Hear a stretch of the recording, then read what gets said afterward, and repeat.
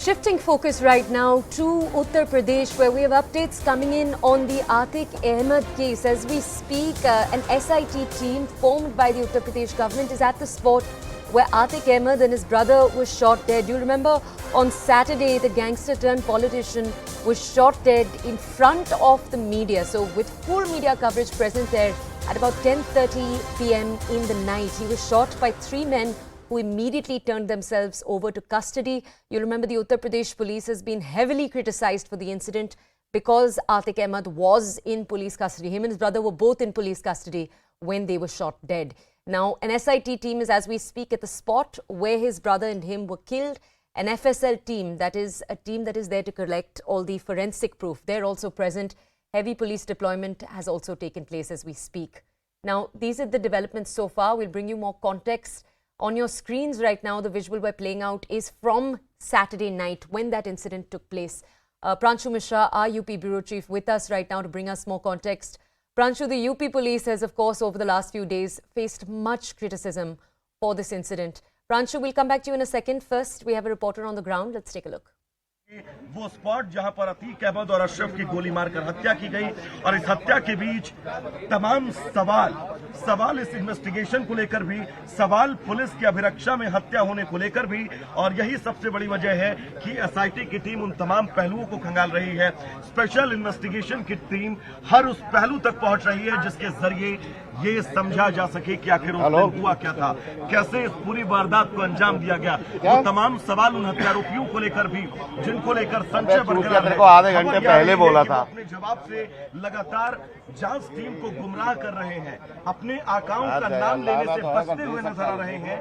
ये वो तमाम सवाल है जिन सवालों के जवाब ये टीम लगातार खंगाल रही हो। और तमाम तफ्तीश के बीच अब से बस कुछ देर बाद जिस क्राइम रिक्रिएशन को लेकर संशय बरकरार था, उस संशय से पर्दा हट सकता है और क्राइम सीन को यहाँ पर रिक्रिएट किया जा सकता है। थोड़ी देर पहले की भी हमने आपको तस्वीर दिखाई थी, एसआईटी की टीम यहाँ पर पहुंची थी, एफएसएल के लोग भी उनके साथ मौजूद थे और जिसके बाद तकरीबन 10 मिनट तक जांच पड़ताल की गई और जांच पड़ताल के बीच एक एक उस पहलू को खंगाला गया, एक एक उस कड़ी को खंगाला गया जिस कड़ी को पुलिस मजबूती से एक जंजीर बनाकर इस पूरे केस के इन्वेस्टिगेशन को बहुत मजबूत कर सके। और यही सबसे बड़ी वजह है कि इस स्पॉट पर एसआईटी का पहुंचना, एसआईटी के पहुंचने के बाद इस स्पॉट से एक एक बारीकी को समझना और यहां से पुलिस लाइन जाना, उन तीनों हत्यारोपियों से पूछताछ करना।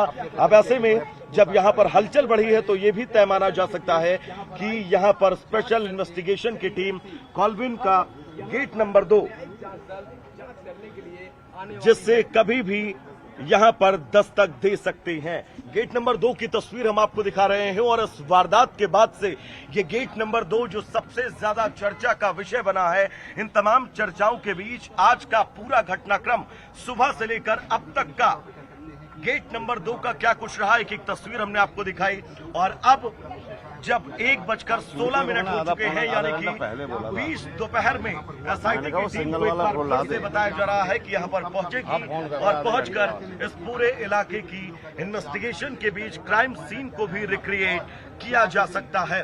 तस्वीरें एक एक हम आप तक पहुंचा रहे हैं कॉलविन मेडिकल कॉलेज के गेट नंबर 2 से। और ये गेट नंबर 2 जो इस वक्त पूरी तरह से केंद्र बिंदु बना है इस पूरी जांच का, केंद्र बिंदु बना है इस पूरी वारदात का। और इसी केंद्र बिंदु पर स्पेशल इन्वेस्टिगेशन की टीम अब से थोड़ी देर पहले पहुंची थी। 10 मिनट तक इस स्पॉट पर यहाँ पर टीम मौजूद रही और जिसके बाद यहाँ से police line. Okay. My colleague Pranshu Mishra, who's our UP Bureau Chief, is also with us. Pranshu, as we speak, we're showing our audiences visuals of the two teams that have arrived right now on the spot to conduct the FSL and also to collect other kinds of evidence. Can you give our audiences more context, please? Well, Toya, see, in the investigation of any crime, visiting the crime spot, taking vital evidences on the crime spot, that becomes the most, important part of the investigation. Now, we all know that immediately when the murder has taken place, that entire area was cordoned off. Bullet shells were collected from there. Also, the FSL team had visited there and taken the needed fingerprints and other details and vital clues. But still, since the SIT has been formed, so for SIT it becomes very mandatory to go to the exact crime spot, try to understand that how, in which position the victims were standing, in which position or which direction the media journalists were standing, what was the position of security men around Atiq and Ahmed, Atiq and Ashraf, and where were actually these shooters placed in a way that they fired to kill. So that their specific locations was very important.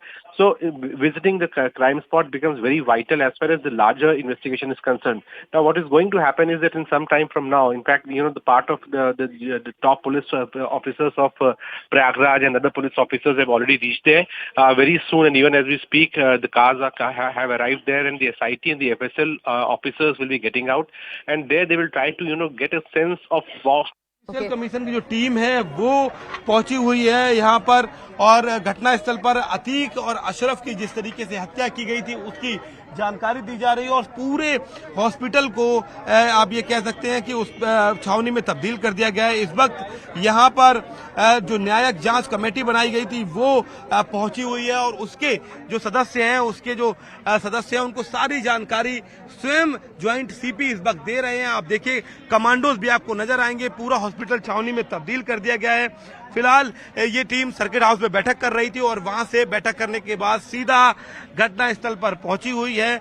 न्यायिक जांच committee के साथ ADG Bhanu Bhaskar, joint CP Akash Kulhari, commissioner Vishwas Pant आपको तस्वीरों में दिख रहे होंगे।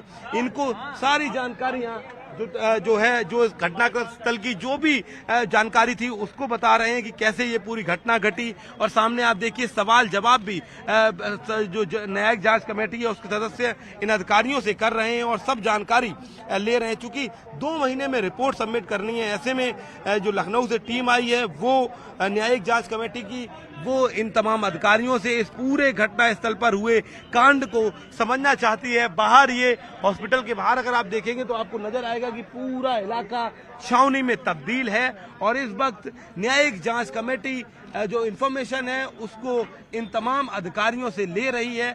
और आप देखिए सामने ज्वाइंट सीपी स्वयं पूरी जानकारी इस कमीशन को दे रहे हैं, बता रहे हैं कि किस तरीके से ये घटना उस दिन घटी, और सारे जो तथ्य हैं उनको पूछना चाह रहे सदस्य, वो जानना चाहते हैं कि आखिर कहां पर कौन सी बड़ी कमी रही, क्या हुआ और कैसे किस तरीके से ये अधिकारी अपनी सारी इंफॉर्मेशन ले रहे हैं, और इसके जरिए ये समझना चाहते हैं कि आखिर कैसे ये पूरी घटना घटी। यही फ्रेम रखना।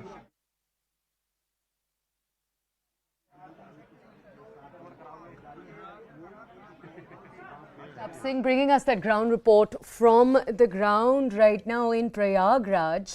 On your screens right now, you can see the 2 police teams that have arrived over there.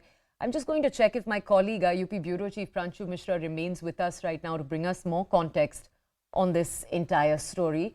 Pranshu, if you could just bring our audiences more context on all of the developments since this past Saturday when the incident itself took place, that shootout that garnered much criticism for the UP police, the fact that it happened while Atiq Ahmad and his brother were both still in their custody. We saw the UP government announce the formation of an SIT shortly after. Can you walk our audience through all of the updates since? Well, see, Toya, right now the visuals on the screen is that of the Judicial Commission that was appointed by the state government. So it is, the much higher commission which is looking into this entire murder case. It has 2 months of time, and this is, the beginning of the work by the Judicial Commission that is headed by the retired judge of High Court and comprises also of a retired district judge and a retired IPS officer.